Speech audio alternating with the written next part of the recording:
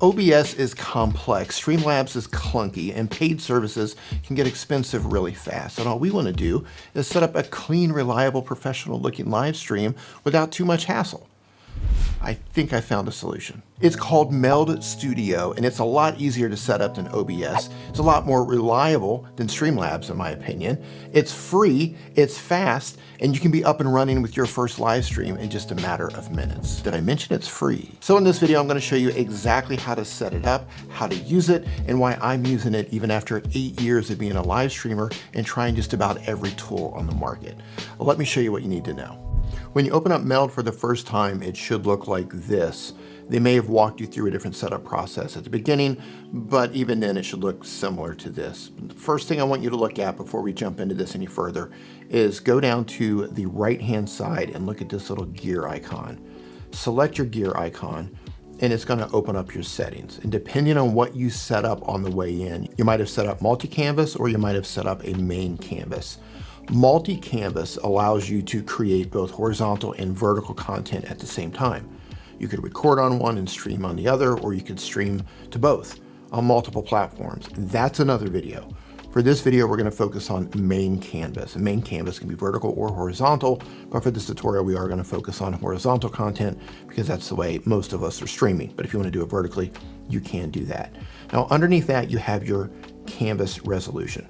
I stream out at 1080p based on my internet connection, based on the upload speed. But if you have a camera and the upload speed that allows you to stream at a higher quality, you can do that. You can stream up to 4K if you want to do that.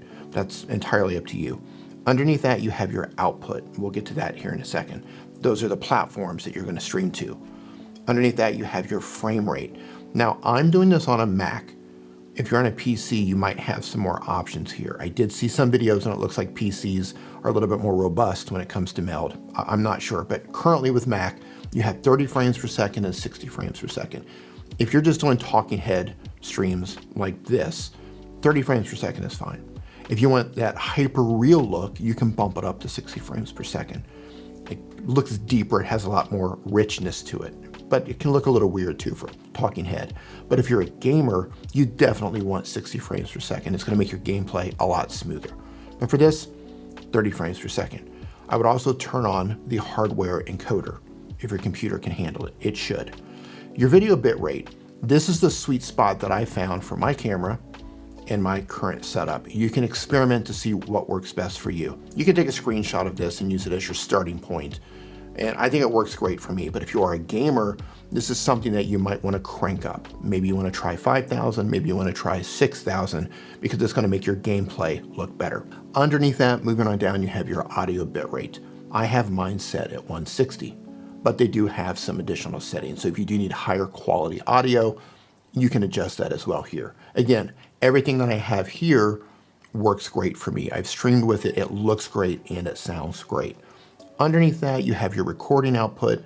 That's where if you want to record, either you could use this as a recorder or you can stream and record at the same time.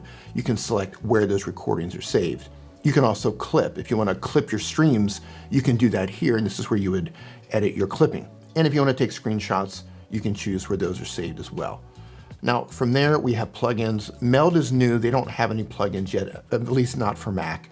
And then you have updates. Pretty obvious, we don't need to go into that. For advanced, you can skip that now. For audio, you do need a main audio device. Pretty self-explanatory. Choose the main audio device that your microphone is going to go through. And you have the others, you have your smart guides, then you have your transitions. Transitions are going to determine what it looks like moving from scene to scene. So if you have your gameplay that's full screen, or maybe you're showing your browser sources full screen and then you go to another scene where it's you full screen, or maybe it's a split of the two, what's it gonna look like between the two? Is it gonna be a hard cut, or is it gonna be a slow transition? Is it gonna morph? You can set this here as well as the speed. You can experiment with that. User interface, then you have your hotkeys. So if you wanna use shortcuts on your keyboard or use the Stream Deck or something similar, you can set up the hotkeys to do that. So you can go through and set this up based on how I have it, or you can experiment and figure out what works best for your setup. Now, closing that, look up to the top left-hand side and you're gonna see layers. In your layers, this is everything that's going to be visual. Your camera source, your gameplay, your apps that you want to share, your browsers, your backgrounds, your images, your overlays, everything that you want to add visually will be in layers. And it's important that you order them in the layer that you want them to appear. So the layer at the very top is going to show over the layer at the bottom. Well, let me show you how that works. You want to select the plus here and then choose a video device if you want to add your camera. Right out of the gate, it goes ahead and it puts the video device onto your canvas. And then you select the camera source. I'm currently using the Camlink 4K, so I'm going to choose that. And here I am. Now it spread everything out all the way across the canvas, which is great, but maybe I want to size this down. I can grab a corner and I can drag and move this around. And you see the center lines that appear. This lets you know that it's center. So let's say I want it to look like that. That's the size that I want because I want to put a background image or a background looped video underneath it. That's fine, I can do that. I can also come to any one of these little dots here in the corner and I can grab them and I can pull them in and I can add rounded corners, which is pretty cool. You can also see that you can type in the rounded corners over here on the side. You can also choose the rounded corners individually. So if you just wanted one rounded corner, you could do that. So now I have a rounded corner. Now let's add a background. I can come in, I can go find a background on my computer. I'm going to choose an image. You can choose a video if you want a video, but I'm going to choose an image. I'm going to go to my desktop. I'm going to find an image that I already set up. Now remember I said that this is set up as layers. Whatever's on top is going to show first. So I want to move this to the bottom.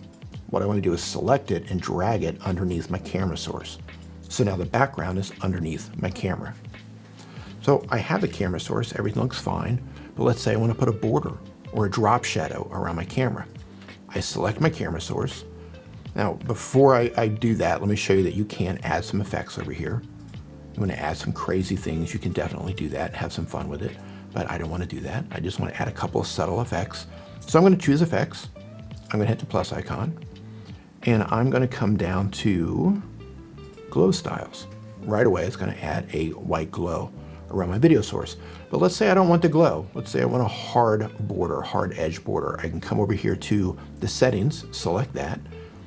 I can turn up the choke, and then I can reduce the size, and I want to choose the edge style of inner glow, and then adjust the taste. So now I have a border.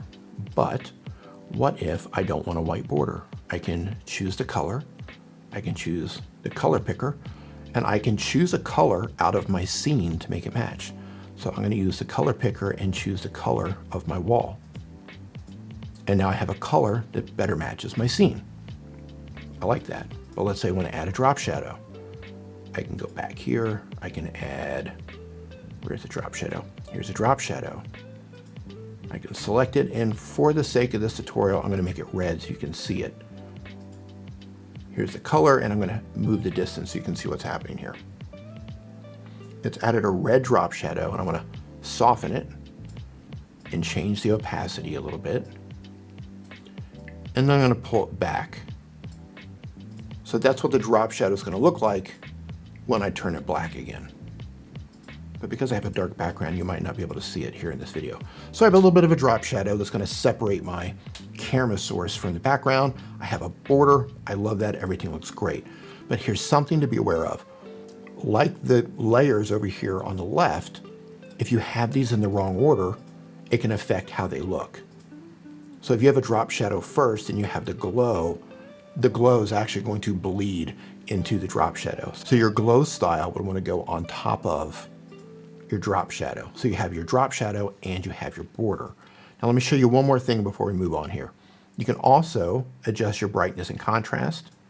So if you feel that you need to be a little bit brighter, you can do that. And again, this is one of those things that's going to be really subtle. You don't want to overdo it. And you can add a little bit of sharpness. You can come here and you can dial up the sharpness just a little bit. So now we have a border, we have a drop shadow, we have a little bit of brightness and contrast, and we have a little bit of sharpness, and that is one scene. Okay, we don't have the audio just yet. We will add the audio here in a little bit, but let me show you how to add a second scene. You have a couple ways to do this. Number one is to click on the plus and add a scene, which I don't want to do. You see it just adds a blank scene here. You have to start from scratch, so I'm going to delete that. Easiest way to do it is to right click and duplicate. Now you have scene 1 and you have scene 2. Let's say I want to share my Spotify window. So I'm streaming, I want to share my Spotify window so you can see what I'm playing. I'm going to rename it to Spotify. And I want to make sure it's selected, and I'm going to come up and I'm going to grab my Spotify. But only this time I'm going to get a display capture. Now for display capture, this is where you're going to grab an app or your gameplay or your Spotify app, whatever it is you want to show. This is where you're going to do it. And because I have Spotify open, I'm going to select it and it's going to show up. And it is really large. So I'm going to grab the edge here and I'm going to size it down. And I'm going to keep sizing it down and put it right there for the time being. So let me show you how this is going to work. First, I'm going to turn off my camera so we can work on this. But what I want here, I want Spotify to show up and I want to match the rounded corners and I want to put a border that's going to match my camera. But before I do that, I want to get rid of some of this area on Spotify. You don't need to see what do you want to play. You don't need to see that. So I'm going to click on this little icon right here. This is a crop button and you're going to see the dotted edges. You can grab and you can get rid of this stuff. You can crop whatever you don't want to see. So within the dotted range here, that's what's going to see as soon as I click off. Now, this is the final crop and I'm going to make it a little bit larger. And I'm going to add some rounded borders, but you can't see them just yet. So let's turn my camera back on. Turn off Spotify for a moment. I'm going to select my camera. I'm going to right click and I'm going to copy effects. I'm going to go back to Spotify, turn it on, right click and paste effects. And now that border color is on Spotify. And I can come in here and I can adjust it. I can change the size of the border if I want. Go down to the glow styles. I can also adjust the border roundness. And then that's what my Spotify is going to look like. I'm happy with that. But let's get my camera back on here. And again, with layers. So Spotify came on first, and then you have the cam link. So I'm going to grab Spotify, and I'm going to pull it between my background and my camera. And then I'm going to select my camera, and I'm going to grab an edge, and I'm going to pull it down just like this. Now, I could leave it like this. I could put it here, I could leave it like this, it's fine, but I don't need all of the space on the left and the right. So you have a couple of options. They have some pre-made crops here. I could click on that, crop it. I could have a circle if I wanted to have a circle, and I could put this up here, just like that. Let me click off. And we could have a scene that looks like that. And I could size that if I want.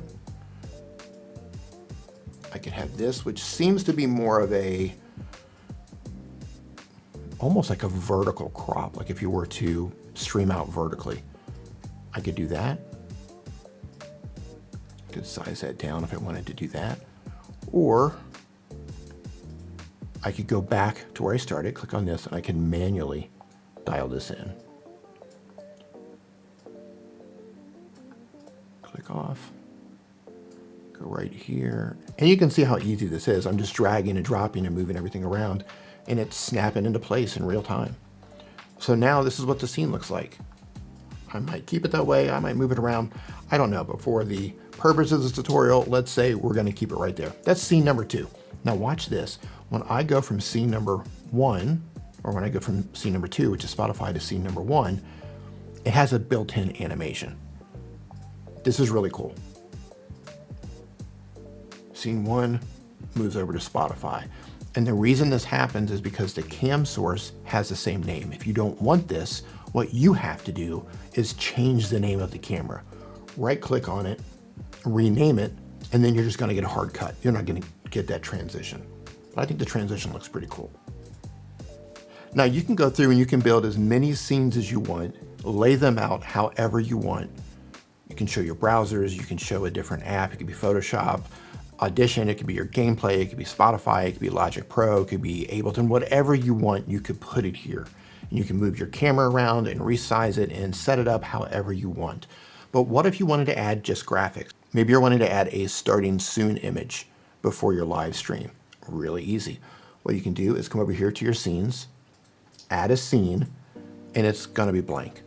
Now this works just like layers when it comes to scenes. You wanna drag it all the way to the top.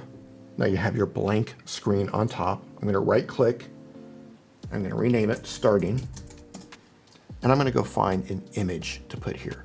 And again, this could be a video if you wanna put a video, but I'm gonna put an image. And look just like this. So this is a starting soon image. And by the way, I have an entire site where I have stream templates. It's called StreamYardTemplates.com. I have news templates, I have all sorts of different templates. I'll put a link to that down in the description below. If you want to get some pre-made graphics, you can go check those out. So now you have your stream is starting soon. And by the way, you can build this as complex as you want. If you just want the graphics and put like a video loop underneath this, you can do that as well. And then you come in, you have your main video, then you have another scene. But let's say you're a marketer or you're an educator and you want to put something else on the screen to help sell something or bring attention to something. Not a problem. Let's duplicate this scene and let's call it marketing for now. The first thing I'm going to do is come up here, select Spotify and delete it because I don't want Spotify.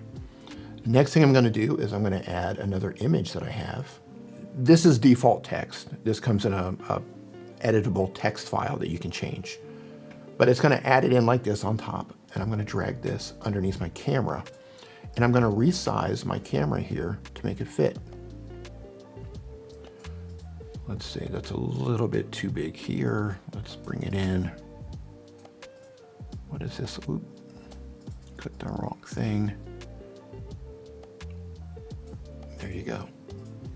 So now we have another scene. So if I have text or something that I'm trying to bring attention to, maybe it's just for education purposes, maybe you're a marketer trying to get a call to action to get the viewer to do something or drive them into your sales funnel, you can set up things just like this. Alternatively, you could have added text. I could have just had a background. I could turn this off and you have the background. You could come in and do it the hard way and add text.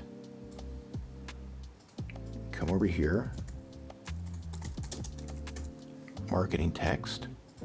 You can choose the font. I like to use Montserrat as my font. Here we go.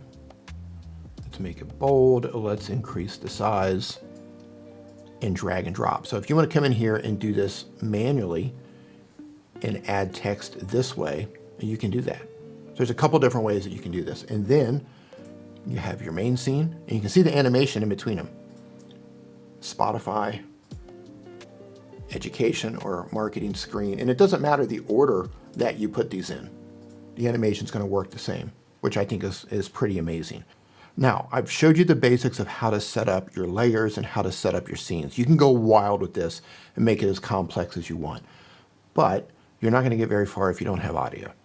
And adding audio is just as easy as adding the video sources or creating the scenes. Come down to your audio mixer and hit the plus, and it's going to add an audio track right out of the gate. And then you can choose the device. So if I want my voice to come through on the microphone, I know that I want to choose this because that is my actual voice. That is my microphone. And I can mute it if I want, or if I want to listen only to that to see what you're going to see during a live stream, I can hit Q, and only that's going to come in if I have multiple audio sources. If I want to add, let's say, music from Spotify, I don't have to go back to the Spotify scene because the audio sources are going to work across all of the scenes. So you can add audio from any of these and it's going to work out the same. I'll come in, I'll hit audio mixer, and I now have my Spotify set up going through loopback. If you're a Mac user, you know what that is. Let me hit play over here on Spotify. And you can see that it's coming in. I'm not going to unmute it because it's going to play and override my voice here. but you can see that the audio is playing here on Spotify, and I can adjust the volume of it and find the balance between my voice and Spotify. And full disclosure, EVmux is my music service, so if you want to stream music or use music in your videos or podcasts, you can go to EVmux.com. It's totally free. You're not going to have copyright issues, no copyright strikes or anything like that. So this is the basic setup, and you can add as many audio sources as you want. You can make this as complex or as simple as you want. You have your scenes. You can set them up however you want. Go wild with this, get as creative as you want, but you have to stream somewhere. So if you remember, if you go down to the bottom right-hand corner, click on that, and you're going to see your outputs. Add your output. You can currently stream to Twitch, Kick, YouTube, or any streaming platform that gives you a custom RTMP. Let's say you're going to stream to YouTube. Select YouTube, and you can add your YouTube channel, but be warned, you are going to get that alert where it says Meld needs all of these permissions to access your account. You don't have to do it this way, but if you do want to do it this way, you do have to give them some permissions. And what you're going to get from this is you're going to be able to pull the chat into Meld so you can see the chat. So I've connected my YouTube account. It worked fine. I'm not worried about it. It's just something that you have to do if you want to use it this way. But you also need to add your stream key.